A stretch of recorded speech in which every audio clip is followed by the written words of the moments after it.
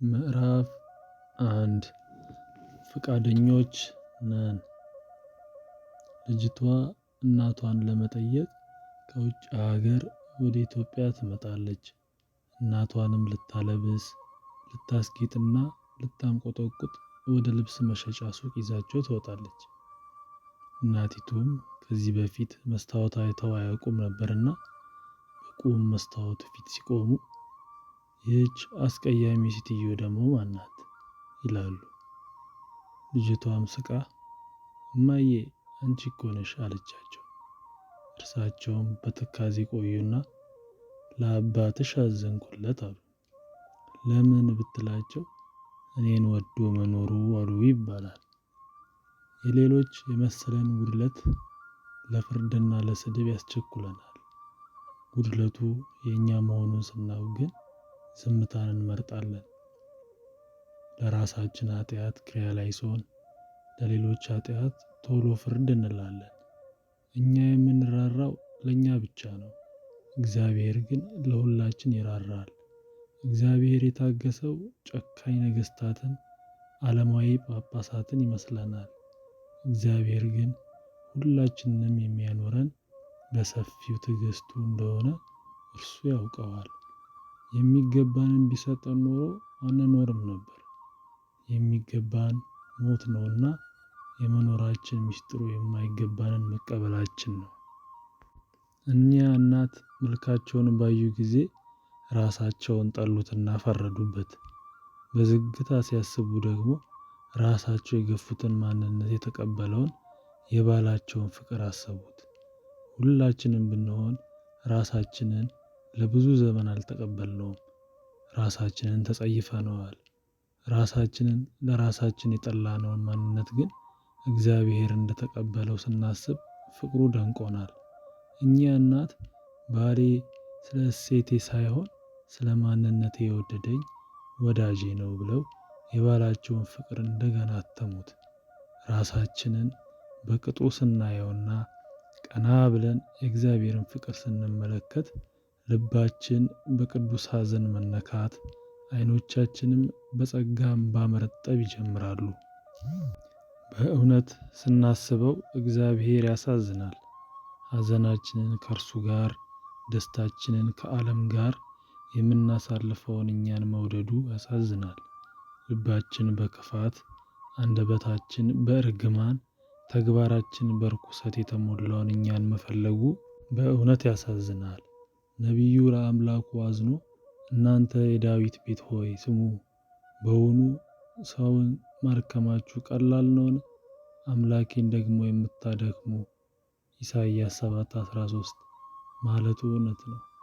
ይህን ስናስብ እንዲህ ብለን እንጸልያለን። እግዚአብሔር ሆይ በፍርድና አልልህም፣ በፍርድ ከመጣህ እኔም አላመልጥም። ያኛውን ወገኔን ብትፈርድበት ይቀጣል፣ ይጠፋል። በፍቅር ብትማርከው ግን ከጎዳይም በላይ የሚጠቅመኝ፣ ከከዳይም በላይ የሚታመንልኝ ይሆንልኛል። እባክህ በመልካም አስበን። አሜን። እኛ ሁላችን እንደሚታየን ፍርድ እንሰጣለን። ፍርዳችንም የሐቅ መሰረት የሌለው በመሆኑ ራሳችንንና የምንፈርድበትን ወገን የሚጎዳ ነው። እግዚአብሔር እንደሚታየው መጠን ይታገሰናል። ሰዎች ከእኛ ጋር የሚጣሉት በምንናገረው ክፉ ነገር ነው። የምንናገረው ግን ጥቂት ሲሆን በህሊና መጋረጃ የተጋረደው ሐሳባችን ግን እጅግ ክፉ ነው። እግዚአብሔር ግን የሐሳባችንንና የተግባራችንን ኃጢአት እያየ ለንስሐ ይጋብዘናል። በድሮ ዘመን አንድ ሰው ወደ ከተማ ለሥራ ጉዳይ ይመጣል። በከተማው አንድ ድንቅ ይታይ የነበረው መስታወት ነበርና ያንን ፊት ማሳያ መስታወት ለሚስቱ ለመስጠት በታላቅ ፍቅር ይገዛል። ወስዶም ለሚስቱ ይሰጣታል። ሚስቲቱም ከዚህ በፊት መስታወት አይታ አታውቅም ነበርና ገልጣ ብትመለከተው መልኳን አየች።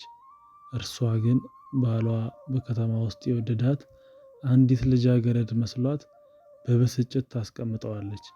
ነገሩንም ታግሳ መቆየት አልሆነልሽ ሲላት ያሳደጋት አያቷ ዘንድ ሄዳ እማማ ባሌ ከተማ ሄዶ ከእኔ ሌላ ሴት ወደደ፣ ይባስ ብሎ ዕድሜዬ በብስጭት እንዲያጥርና እርሷን አስገብቶ ለማኖር ስዕሏን ይዞልኝ መጣ። ከዚህ በኋላ እኔና እርሱ አንድ ቤት አንኖርም ብላ እያለቀሰች ትነግራቸዋለች። አያቷም የታለች እስቲ ልያት ብለው ቢያዩዋት የራሳቸውን መልክ የተሸበሸበውን ፊት አዩና ይህችማ የተሰባበረች አሮጊት ናት፣ ነገ ትሞትልሻለች፣ ባልሽም ወደ ቤቱ ይመለሳል፣ ለዚህችስ አታልቅሽ ያሏት ይባላል።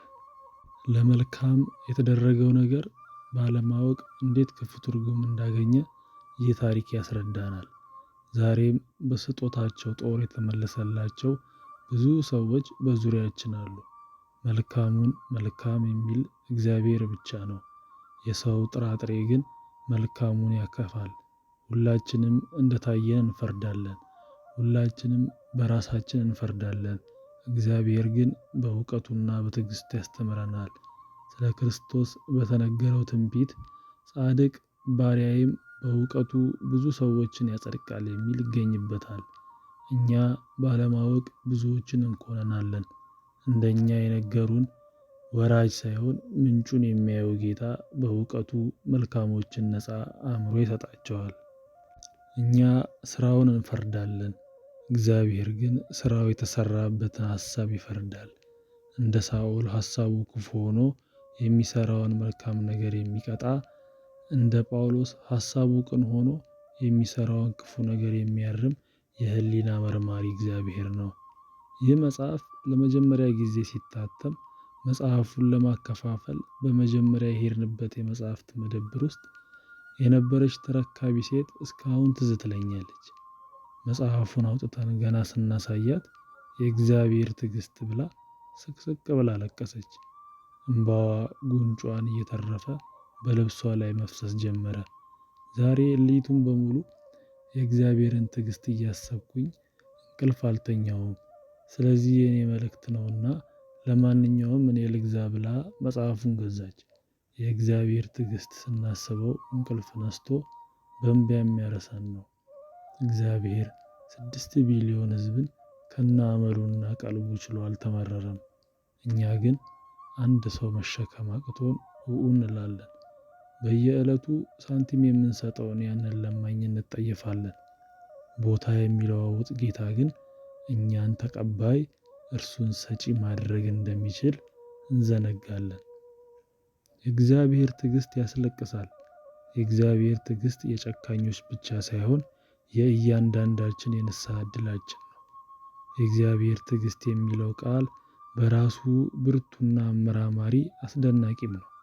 እኛ ኃጢአተኞች ሆነን ኃጢአተኞችን እንገፋለን። ንጹሑ እግዚአብሔር ግን ወደ ራሱ ይጠራናል። የጋራ ግብር ያለን የጋራ ርኅራኄ የለንም። እግዚአብሔር ግን ከስራችን የተለየ ቢሆንም በምሕረቱ ግን ከእኛ ጋር ነው። ቃሉ እንደሚል ሰማይ ከምድር ከፍ እንደሚል እንዲሁ መንገዴ ከመንገዳችሁ ሐሳቤም ከሐሳባችሁ ከፍ ያለ ነው ይላል ኢሳይያስ 55 ቁጥር 9 ላይ። እግዚአብሔር ከእኛ ለመራቅ በቂ ምክንያት አለው። በምክንያቱ ሳይሆን እንዲሁ ግን ወዶናል። እኛ የሚመስሉንን ለደጋፊነት እንፈልጋቸዋለን።